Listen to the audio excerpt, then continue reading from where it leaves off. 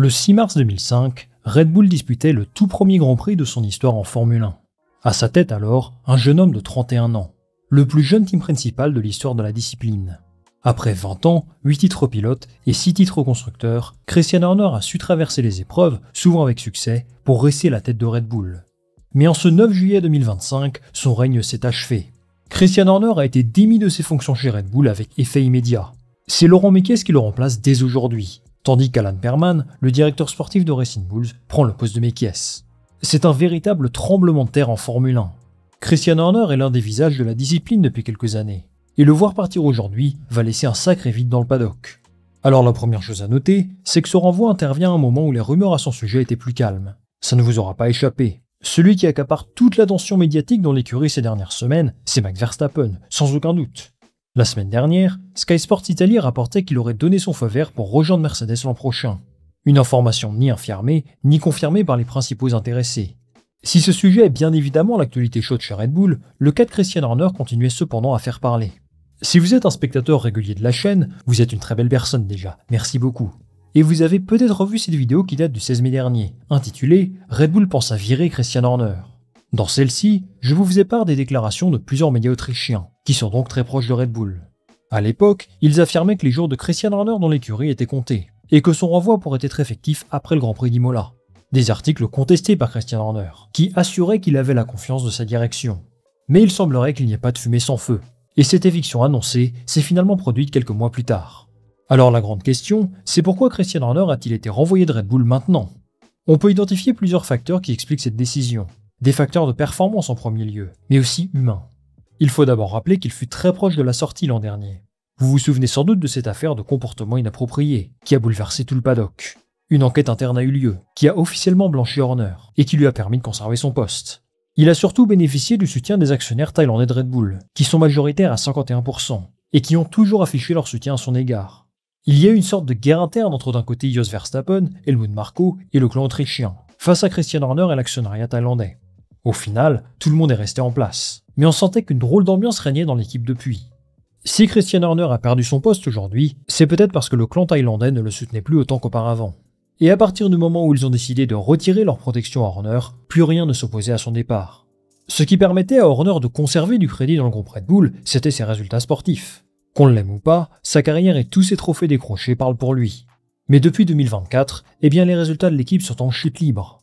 C'est simple, en un an, Max Verstappen n'a remporté que 5 grands prix. C'est insuffisant pour se battre pour le championnat. Et la situation sportive de Red Bull aujourd'hui explique grandement son éviction. C'est décevant, d'autant plus que Red Bull semblait avoir la main mise sur cette période de réglementation. Fin 2023, on les imaginait dominer la discipline pour de longues années. Lorsqu'ils ont dévoilé leur nouvelle monoplace en 2024, on se demandait ce que c'était que ce monstre. Finalement, ils pointent à la 4e place au classement constructeur aujourd'hui. Et malheureusement pour eux, c'est représentatif de leur niveau. La performance sportive n'est pas au rendez-vous, et c'est possible que tout ce qui se passe en interne depuis un an ait eu un impact considérable là-dedans. Entre l'affaire personnelle de Christian Horner, la guerre interne entre lui et Helmut Marko, les rumeurs très insistantes d'un transfert de Verstappen chez Mercedes, les départs d'Adrian Newey, de Jonathan Whitley, des figures majeures de l'écurie depuis 20 ans, ça fait beaucoup. Je pourrais aussi vous parler de la gestion catastrophique du deuxième baquet. Liam Lawson renvoyé chez Racing Bulls après seulement 2 grands prix, Tsunoda qui n'arrive à rien depuis. C'est quand même signe d'un management qui ne sait pas trop ce qu'il fait, et qui se trompe clairement depuis quelques temps. Tout ça mis bout à bout, on s'aperçoit qu'on pouvait voir venir l'éviction de Christian Horner malgré tout. L'environnement est toxique, le projet de Red Bull semble à bout de souffle. Leur pilote star n'est pas heureux dans ce contexte. Et Oliver Mintzlaff, le PDG du groupe, pense qu'il est préférable de donner un nouveau souffle à l'écurie, dès maintenant. Ce qui est surprenant, c'est quand même le timing de cette décision. Nous sommes pile à la mi-saison en Formule 1, et Red Bull décide, tout d'un coup, en plein milieu de la saison, d'opérer un tel changement. C'est une décision très osée, et qui nous montre que les patrons de Red Bull estiment que ça ne peut plus continuer comme ça. Ils ont besoin de changer la façon dont fonctionne cette équipe, ça c'est évident. Mais pourquoi maintenant? Christian Horner était en place depuis 20 ans, et il a construit cette équipe. Pas lui tout seul, bien entendu. Mais tous les employés de Red Bull sont habitués à une certaine façon de fonctionner, pensée par Horner. Passer à autre chose comme ça, alors que nous en sommes à peine à la moitié de saison, ça va être une transition sacrément compliquée. Et ça signifie sans doute que les choses ne vont pas bien du tout. Alors qu'est-ce qui les a poussés à appuyer sur le bouton rouge de renvoi? Difficile de ne pas voir un lien de cause à effet avec Max Verstappen. Les derniers mois de Red Bull n'ont pas été de tout repos, c'est le moins qu'on puisse dire. Et la seule source de satisfaction pour eux, c'est Verstappen. Lui, et surtout son père, ont suggéré plus ou moins ouvertement qu'un changement dans l'équipe était nécessaire l'an dernier.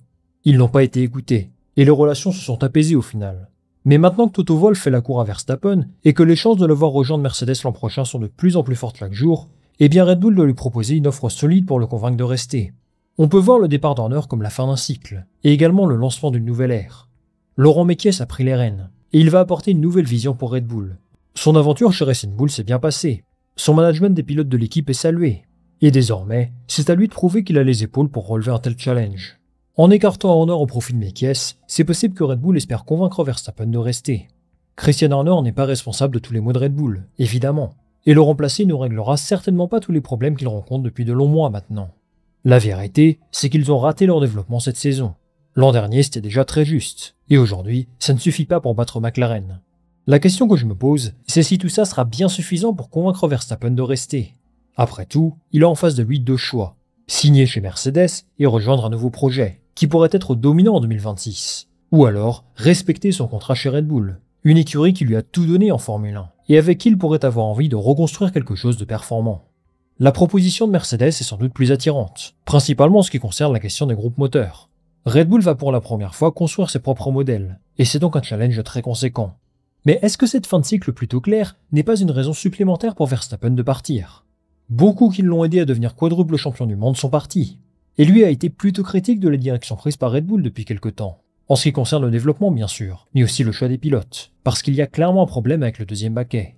Si cette décision est motivée par le cas Verstappen, eh bien je ne suis pas sûr que ça arrange franchement les choses. J'y vois personnellement un nouveau signe de dysfonctionnement. Des dysfonctionnements qui touchaient l'écurie, mais qui semblent également affecter le haut management. Est-ce que c'est bien une bonne idée de poursuivre l'aventure dans un environnement aussi instable ? Lui seul a la réponse. Mais une chose est sûre, ces conférences de presse vont continuer à animer la vie du paddock. Un autre scénario possible, c'est que les dirigeants de Red Bull sont déjà conscients que Max Verstappen veut ou va partir. Et donc qui de mieux que le team principal de Racing Bulls pour assurer cette transition, où les pilotes de l'équipe B auraient forcément un grand coup à jouer. Ce n'est pas une information, bien évidemment, juste une supposition. Et on aura plus de réponses ces prochaines semaines. C'est donc Laurent Mekies qui prend la tête de l'équipe. Et j'y vois personnellement une envie de Red Bull de continuer à promouvoir son système interne. Ça me semble être un choix cohérent, puisqu'il connaît très bien l'environnement de l'écurie, sa façon de fonctionner. Il a une bonne relation avec les 4 pilotes du groupe, et je suis donc heureux de le voir prendre ce poste. Maintenant, c'est clair que le travail sera titanesque. Il débarque dans une écurie profondément malade, marquée par tous ces événements internes, et par une performance en piste qui n'est clairement plus au niveau. Mais c'est un projet intéressant malgré tout. C'est l'une des équipes les plus puissantes de la grille, avec le plus de ressources financières, des infrastructures exceptionnelles. Et la perspective de construire quelque chose de nouveau avec ces outils-là est forcément très intéressante. À voir comment il relève ce défi, et surtout, comment il va réussir à gérer ce développement en 2026. Il va aussi mettre la main sur l'épineux dossier Verstappen. S'il part, par qui le remplacer ? Ou alors comment le convaincre de rester ? C'est un challenge monumental, et on lui souhaite bien du courage. Côté Racing Bulls, c'est sans doute dommage pour eux de perdre quelqu'un comme Mekies, qui avait l'air à l'aise dans cette équipe. Mais malheureusement pour eux, c'est la réalité du groupe Red Bull. Tout comme pour les pilotes, lorsque l'équipe mère a besoin d'un renfort, impossible de refuser. Au final, Christian Horner laisse derrière lui un héritage exceptionnel. 20 ans à la tête de Red Bull, c'est quelque chose d'énorme en Formule 1. Et tous les titres qu'il a accumulés parlent d'eux-mêmes. Il a transformé une équipe de boissons énergisantes en une machine à gagner. Et il a su naviguer à travers toutes les aires réglementaires avec un succès remarquable. Il a incontestablement marqué la discipline, il faut respecter ça. Mais malheureusement pour lui, ces 18 derniers mois ont été particulièrement éprouvants. Entre son affaire de l'an dernier, les tensions internes avec Helmut Marko, les départs en cascade d'Adrien Newey et de Jonathan Whitley, et maintenant cette chute dans les performances, eh bien c'est beaucoup à encaisser, même pour quelqu'un d'aussi expérimenté que lui. L'ambiance au sein de l'équipe s'est clairement dégradée, et ça s'en ressent forcément sur la piste. Peut-être qu'il est temps de tourner la page, pas parce qu'il serait devenu incompétent du jour au lendemain, mais peut-être parce que Red Bull a besoin de retrouver une dynamique positive, cette cohésion qui a fait leur force pendant leurs années de domination. Et aux yeux de son management, il n'a pas les capacités pour recréer cet environnement. Alors, même si la fin de son aventure chez Red Bull n'est pas celle qu'il espérait, personne ne pourra lui enlever ce qu'il a accompli. Peut-être a-t-il encore un avenir en Formule 1 d'ailleurs. On sait que Ferrari et John Elkann sont intéressés par son profil, pourquoi pas pour remplacer Fred Vasseur. Mais ça, c'est un autre sujet, une autre vidéo. Pour Red Bull maintenant, place à un nouveau chapitre. Et on espère qu'il sera aussi passionnant que celui qui vient de se refermer. Merci les amis d'avoir suivi cette vidéo jusqu'au bout, j'espère que celle-ci vous a plu. J'attends votre avis en commentaire en ce qui concerne l'éviction de Christian Horner. Est-ce que vous croyez que Red Bull a pris la bonne décision ? Dites-moi tout ça et je lirai ça attentivement. Avant de se quitter, bien sûr, pensez à liker cette vidéo s'il vous a plu, à la partager autour de vous et surtout à vous abonner. Ça m'aide énormément en termes de référencement et de visibilité. On va se retrouver très vite pour une nouvelle vidéo. Salut, à la prochaine.